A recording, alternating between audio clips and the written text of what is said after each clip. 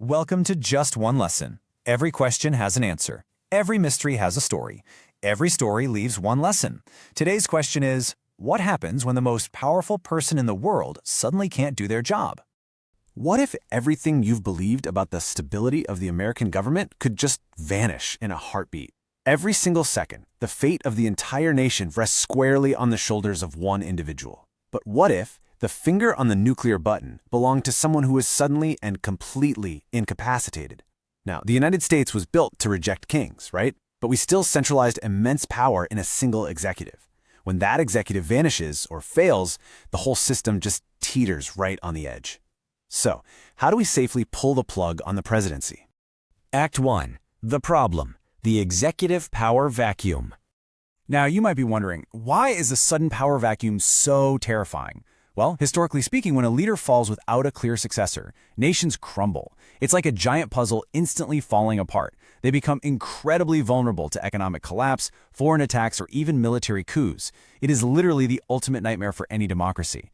Just imagine the absolute shock of an entire nation waking up to find its leader is suddenly gone. The stock market plunges, the military is just sitting there waiting for orders that never come.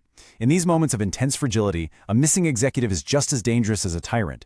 We absolutely need a captain steering the ship, because without one, the ship sinks. But how do you actually create a system that guarantees someone is always at the wheel without accidentally letting the wrong person take control? Act 2. The history. Constitutional safeguards. To solve this massive problem, the founders of the United States had to get pretty creative. Think of the U.S. Constitution not just as a dusty old rulebook, but like a high-tech emergency parachute. It's packed away tightly, designed specifically to deploy the very second things go wrong at the highest levels of power. So they designed their very first safeguard, impeachment. Article 2, Section 4 of the Constitution is basically the original check against a president abusing their power. It allows for the removal of the executive for treason, bribery, or other high crimes and misdemeanors. It's a rigorous, intense process. You need a majority vote in the House of Representatives just to investigate and charge, and then a hefty 2/3 vote in the Senate to convict and remove.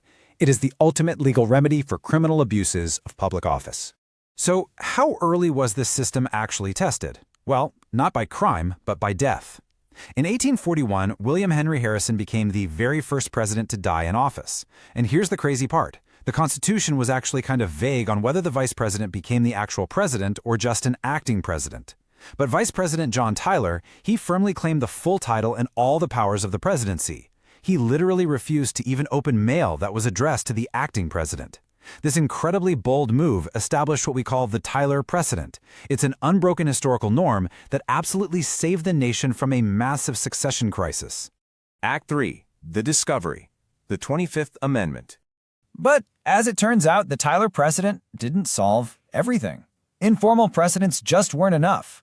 The absolute shock of the assassination of President John F. Kennedy in 1963 was a massive wake-up call. Congress suddenly realized, hey, we need explicit, ironclad succession rules to handle not just death, but what happens if a president survives an attack but is left totally unable to function. This stark realization led directly to the 25th Amendment in 1967.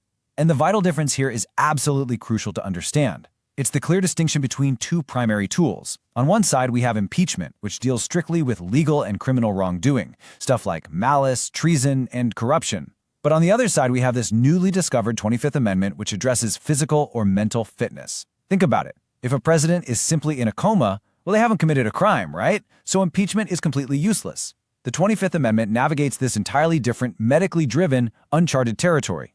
And it took a pretty grim historical drumbeat to force this amendment into existence.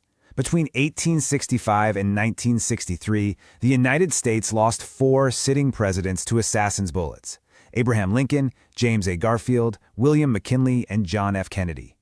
It was this deeply tragic history that ultimately catalyzed Congress to finally sit down and write clear, modern succession laws to protect the executive branch. Now, despite its super dramatic origins, look at how Section 3 of the 25th Amendment is actually used today. It allows for a voluntary, temporary transfer of power. And surprisingly enough, its uses have been incredibly mundane. Presidents Ronald Reagan, George W. Bush, and Joe Biden all temporarily handed over the immense powers of the presidency to their vice presidents for brief periods while they were sedated for routine medical procedures like colonoscopies or colon surgery. It basically acts like a constitutional pause button. Pretty neat, right? But as we know, not all exits are routine. The looming threat of impeachment absolutely shapes how power is transferred. Facing near certain conviction in the Senate because of the whole Watergate scandal, Richard Nixon chose a totally different exit path. On August 9, 1974, a single, dramatic, one-sentence letter was handed over to the Secretary of State. Nixon simply resigned. At exactly noon that day, Gerald Ford, a guy who hadn't even been elected as vice president, mind you, took the oath of office. This proved that the system of succession holds together even in the middle of a historic scandal. Act 4, The Twist. The Section 4 Emergency. But every great story has a twist, right? While Section 3 is entirely voluntary, Section 4 is the ultimate break glass in case of emergency rule. It exists for the absolute worst-case scenario, an incapacitated president who refuses or is completely unable to step down. It's a mechanism that plunges the nation straight into uncharted constitutional waters. So let's walk through this terrifyingly complex process. Step 1. The vice president and a majority of the cabinet officially declare to Congress that the president is unfit. This instantly makes the VP the acting president. Step 2. The president transmits a letter disputing this, basically trying to take their power back. Step 3. The cabinet has 4 days to disagree, tossing the final decision over to Congress, which must then vote with a massive two-thirds majority to keep the president out of power. It is essentially a legal, constitutionally sanctioned showdown. And here is the absolute most fascinating part about this twist.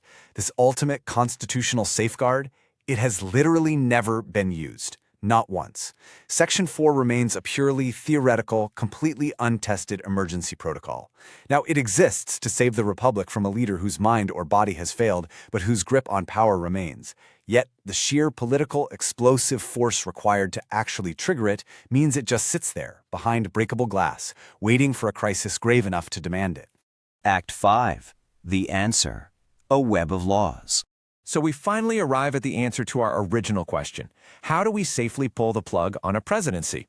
Well, the answer isn't just flipping a single switch. It requires a highly delicate, heavily debated, and strictly evidence-based web of laws, amendments, and historical precedents, all working in perfect harmony to ensure the country never skips a beat. The real backbone of that answer is the Presidential Succession Act of 1947. Think about it. If both the president and VP are gone, who takes charge? This law specifically places elected congressional leaders, like the Speaker of the House and the President pro tempore of the Senate, ahead of unelected cabinet members like the Secretary of State. This guarantees an unbroken chain of command firmly rooted in democratic representation. Of course, it's totally vital to remember that all these dramatic emergency protocols are exceptions to the rule. The absolute most common way a president's power is unplugged is simply the expiration of a maximum of 2 terms, as set by the 22nd Amendment, or simply by an election defeat.